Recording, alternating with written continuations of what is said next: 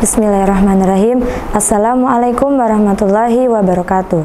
Alhamdulillahirabbil alamin, wassalatu wassalamu ala asrafil anbiya'i wal mursalin, nabiyina wa habibina Muhammadin wa ala alihi wa sahbihi ajmain wa man tabi'ahum bi ihsani ila yaumiddin, amma ba'd. Pertama-tama marilah kita panjatkan puja dan puji syukur atas kehadirat Allah Subhanahu wa taala yang telah melimpahkan rahmatnya sehingga kita bisa bertemu dengan bulan yang sangat mulia ini. Salawat serta salam tak lupa kita haturkan kepada junjungan kita Nabi Muhammad SAW yang senantiasa kita nantikan syafaatnya di yaumul kiamah kelak. Teman-teman yang diridhai Allah, masih dalam suasana bulan Ramadan, teman-teman pasti melewati waktu berbuka puasa. Setelah berbuka puasa, pada umumnya kita melaksanakan sholat maghrib. Nah, setelah sholat maghrib, teman-teman melanjutkan ibadah lain atau lanjut rebahan nih. Pada kesempatan kali ini, izinkan saya untuk menyampaikan sedikit ilmu kepada teman-teman di rumah. Kalian tahu nggak sih, yang ketika kita mengamalkan amalan tersebut, itu sama dengan kita beribadah selama 12 tahun. Dan 12 tahun itu 12 tahun yang sempurna, padahal kita melakukannya hanya sekali saja. Nah, kita ini harus suka mengamalkan amalan yang ketika kita kerjakan itu ringan, tapi memberatkan. Kita itu harus bersemangat dalam menjalankan semua ibadah. Kita itu harus haus dalam mencari ibadah. Kita harus haus dalam mencari pahala. Karena apa? Karena kita pasti sangat membutuhkannya. Kita ini gak cuma butuh untuk memberatkan timbangan ketika di akhirat, kita juga butuh saat kita hidup di dunia. Jadi kalau kalian berpikir ibadah itu hanya tentang akhirat, kalian salah besar. Ibadah itu tentang hari ini, hari esok, hari-hari yang akan datang, dan nanti ketika kita sudah meninggal, bahkan ketika kita sudah berada di alam barzah. Ibadah itu menyentuh semua aspek dalam kehidupan, seperti contoh, ketika kita dalam kesulitan, kita ingin kemudahan. Ketika kita dalam suasana gelap, kita pengen terang. Ketika kita banyak hutang, kita pengen melunas. Nah, maka dengan melakukan ibadah ini, semua akan dimudahkan di urusan hidup kita. Jika kalian ada yang bertanya, emang boleh kita beribadah tapi mengharapkan pahala? Jawabannya sangat diperbolehkan. Karena apa? Karena kita berharapnya hanya sama Allah Subhanahu wa taala, bukan dengan yang lain. Kita ini juga harus bersemangat dalam menjalaninya. Karena apa? Karena kita tahu ada hadiahnya di depan. Nah, seperti contoh remaja zaman sekarang pasti nggak asing sama yang namanya bagi-bagi giveaway. Saat kita ikut giveaway, pasti kita semangat nih, semangat komen, semangat nge-tag teman-teman. Karena apa? Karena kita tahu ada hadiahnya di depan. Nah, sekarang ini hadiahnya hadiah yang dijanjikan Allah Subhanahu wa taala. Masa iya kita nggak bersemangat? Masa iya kita nggak excited?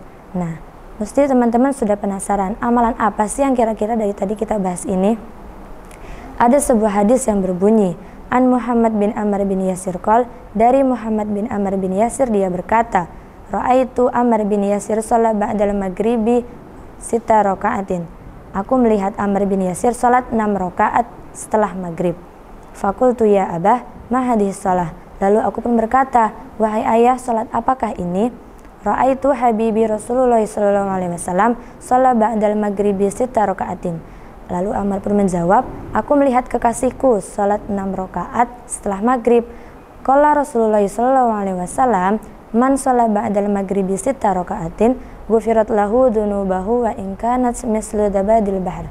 Lalu Rasulullah bersabda, barang siapa yang melaksanakan sholat 6 rakaat setelah maghrib, maka dosa-dosanya akan diampuni meskipun dosa-dosanya bagaikan buih di lautan.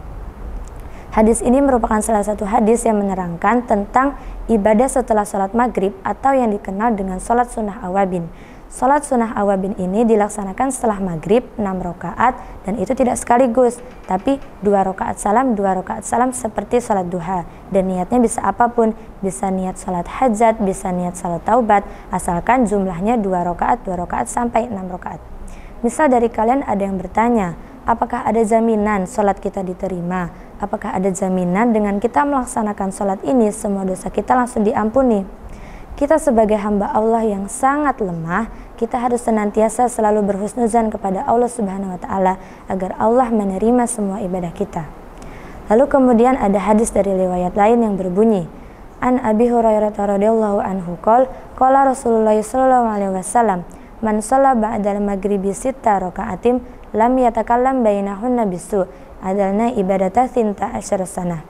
Dari Abu Hurairah radhiyallahu anhu, dia berkata, Rasulullah bersabda, barang siapa melaksanakan sholat 6 rakaat setelah sholat maghrib tanpa diselingi berbicara di antara rakaat itu, maka 6 rakaat itu setara baginya dengan beribadah selama 12 tahun. Memang ada syarat dan ketentuan ketika hendak melakukan sholat sunnah ini. Yang pertama, dilaksanakan setelah maghrib. Yang kedua, teman-teman gak boleh ngobrol dulu, gak boleh buka HP dulu, gak boleh ngobrol dulu, gak boleh balas WA dulu. Nah, setelah melaksanakan sholat maghrib, teman-teman langsung bangun untuk melaksanakan sholat sunnah ini. Misal teman-teman bayangkan, teman-teman mempunyai deposit tabungan selama 12 tahun. Nah, tabungan ini tidak pernah diganggu-gugat, tidak pernah diambil uangnya, tidak pernah berkurang uangnya, dan akan bertambah terus. Dapat dipastikan teman-teman bisa menggunakan deposit tabungan itu untuk membeli semua keinginan teman-teman.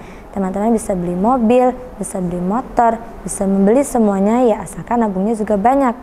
Nah, bayangkan dengan semua banyaknya keinginan kita, banyaknya kemauan kita, banyaknya hajat-hajat kita, kita mempunyai deposit ibadah berupa deposit pahala sebanyak 12 tahun. Teman-teman, kira-kira apa yang bisa dilakukan? Bisa banget ditukar nggak sih?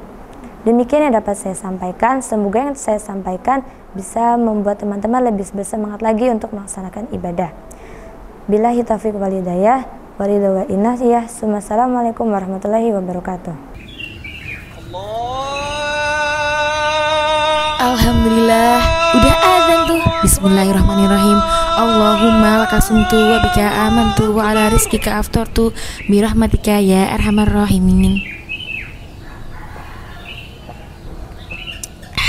Seger. Loh, kok sudah buka puasa? Kan belum waktunya. Di HP ku kan udah ada bunyi adzan, jadi aman dong. Ngawur, adzan di HP kan bukan jadi patokan. Makanya belajar fikih puasa di buku panduan lengkap fikih puasa karya Gus Ahmad Rifai. Di sini diterangkan bahwa adzan di masjid, TV dan radio ini sebenarnya bukan jadi patokan. Buku ini hadir dengan sistematis, lengkap dan dilengkapi sumber rujukan dari kitab-kitab fikih ala madhab Imam Syafi'i. Mulai dari syarat wajib puasa sampai tanya jawab seputar puasa ada di buku ini. Buku ini tersedia di distro Darul Hidayah. Buruan di. Oke, OTW order.